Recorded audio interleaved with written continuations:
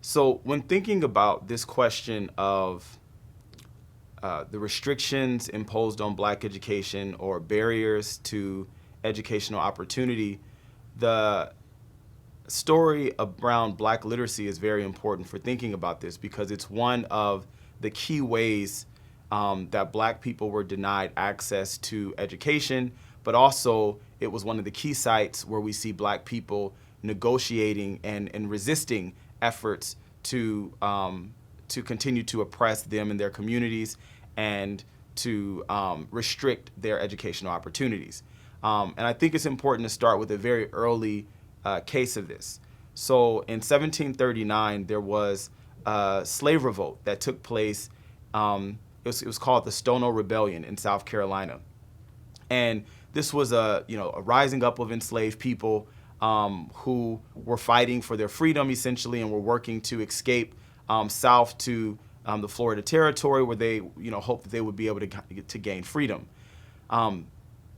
After the revolt was suppressed, one of the many things that was done in response to restrict the mobility of enslaved people and to control them was to criminalize black literacy, right? So in 1740, you have a slave code that was passed, and among the things that were listed as criminal activity among the enslaved people was literacy.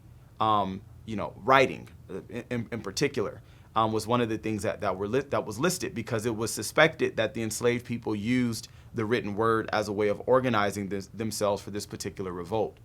So this is 1740, before American independence, where we have this precedent set where black education is effectively criminalized. This type of law that was passed, right? The slave code passed in 1740 in South Carolina would become known and would proliferate in other southern states leading up to American independence and after American independence, and they would be called anti-literacy laws, right? So we know them in the historical record as anti-literacy laws, laws that made it illegal for enslaved and in many cases free black people as well. It made it illegal for them to learn to read and write.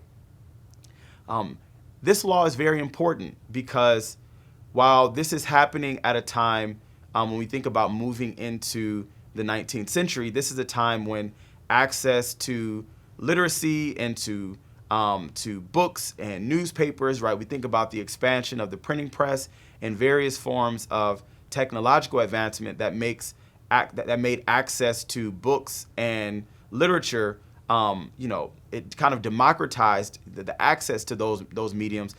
At the same time, you see these laws that are making it illegal for black people to learn to read and write. And so you start to see this very clear division between who is deemed worthy of access to literacy, or in some instances, you have arguments that black people were intellectually inferior and therefore did not, they didn't possess the actual intellectual capacity to meaningfully engage with the literate world or to produce meaningful literature, right? You have these kinds of debates that are happening in this moment, but essentially we see a partitioning of human society along the lines of those who are free and unfree, those who have access to literacy, those who do not have access to literacy, and the way that that's being justified in various ways. And anti-literacy laws are participating and interacting with this larger discourse around literacy and freedom. And it's important to note that African American people were very, very aware of this, right? They were very aware of the fact that their, efforts to become educated subjects was being suppressed for various reasons, right? Because, literacy was useful not only for being able to read texts that allowed for black people to kind of be self-reflective and engage in the literate world, but it could also be used for writing letters to one another, right? It could be used for forging passes, a pass that an enslaved person might use to escape to freedom, right? This is why we would see in a number of ads, placed in newspapers for fugitive slaves, sometimes it would list alongside physical characteristics of the person who absconded.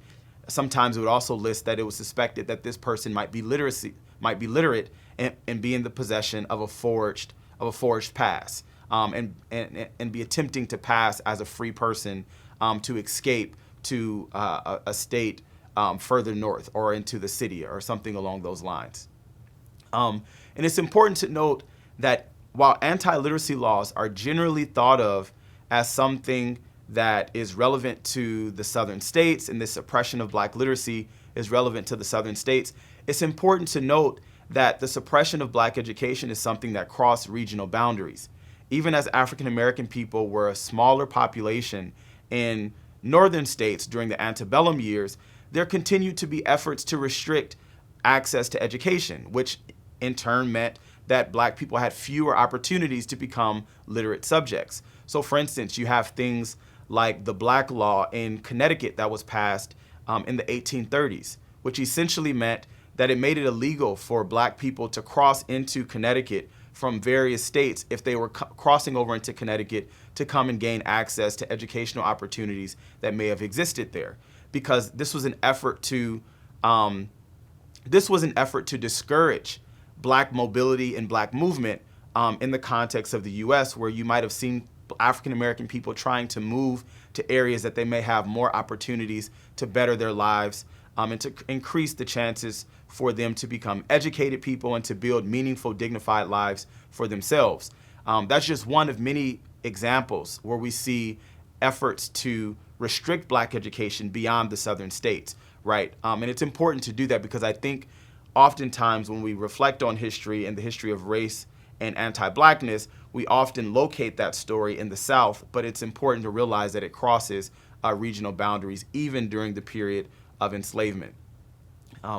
After the Civil War, one of the first things that African American people did was to create schools so that they could become, so that they can have more, greater access to literacy and intellectual development, and for developing leaders to lead their communities as they're working to be a newly freed people, right? And to make freedom a real thing.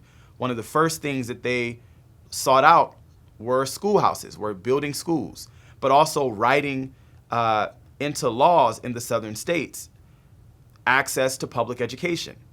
We would not have public education in the South had it not been for the formerly enslaved people who recognized the importance of literacy for freedom, right, and working to make that something widely available to all people in the southern states, not just the elite white planter class, as it would have been the case prior to the Civil War. And so this valuing of literacy that black people developed in the context of slavery would inform their politics in the post-emancipation era. And it's important to note that even as black education became legal, right, it was no longer technically criminalized, it continued to be under assault when we think about social practices that had a kind of law-like quality to them, even if they weren't technically anti-literacy laws the way that they would have been during the period of slavery. So what do I mean by this? So what I mean by this is that there were lots of efforts to suppress black education even as it was technically legal. One example of this is burning down schools, targeting black schools, targeting black teachers, because these were physical representations of the progress black people were trying to make in the world, but also through education specifically. So for instance, between 1866 and 1876, more than 630 black schools were burned down, right? This is a representation of the continued efforts to suppress black education and the ongoing racial barriers to literacy and to meaningful education that black people encountered after the Civil War. And this is something that black teachers that I write about in my book, and black communities more broadly were up against. And they had to develop strategies to pursue meaningful education and literacy in their communities despite these ongoing strictures that they continued to encounter.